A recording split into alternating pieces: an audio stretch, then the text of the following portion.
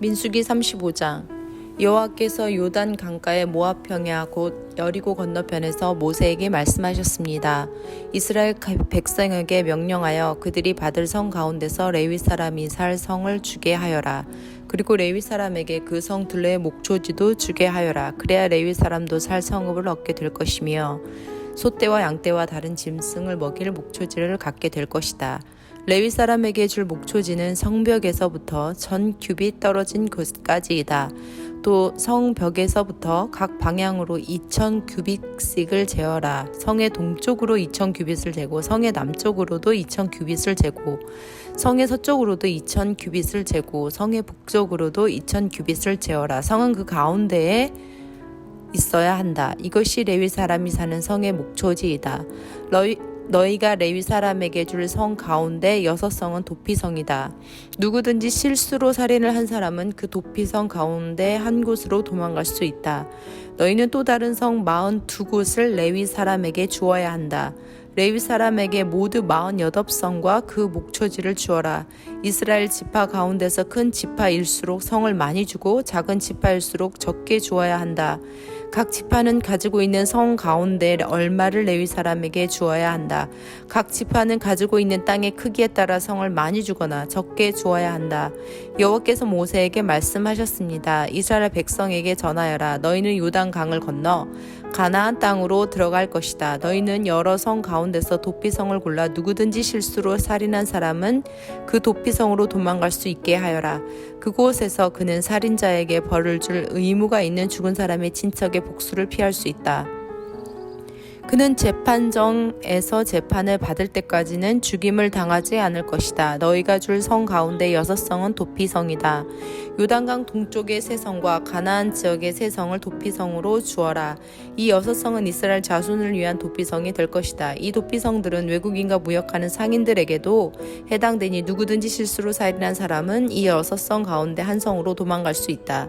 쇠무기를 가지고 사람을 죽인 사람은 모두 살인자니 그런 사람은 죽여야 한다.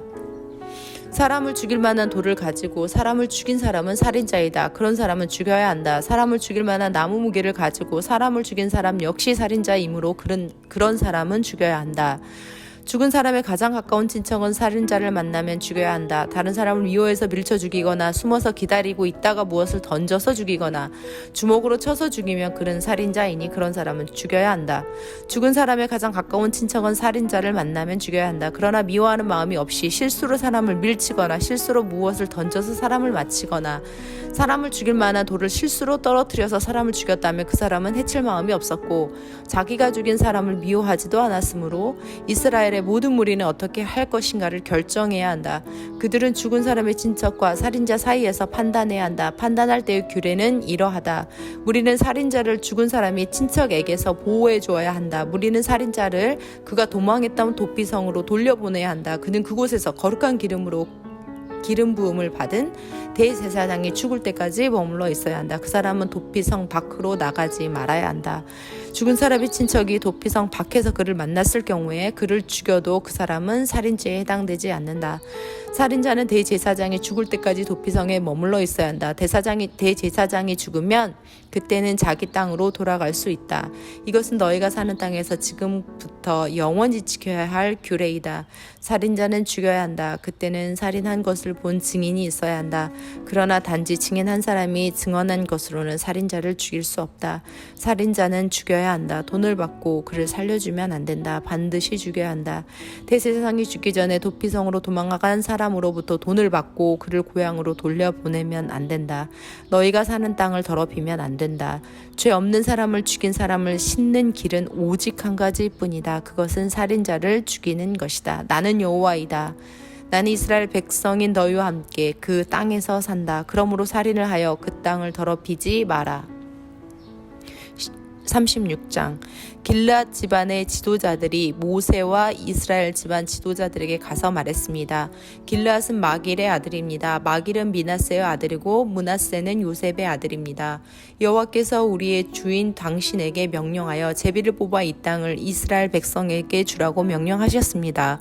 그리고 여호와께서는 우리의 형제 슬로브앗의 땅을 그의 딸들에게 주라고 명령하셨습니다.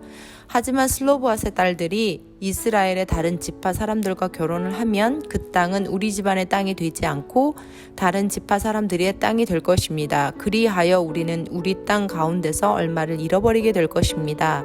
희년이 돌아와도 슬로보앗의 딸들이 가진 땅은 다른 지파에게 돌아갈 것입니다.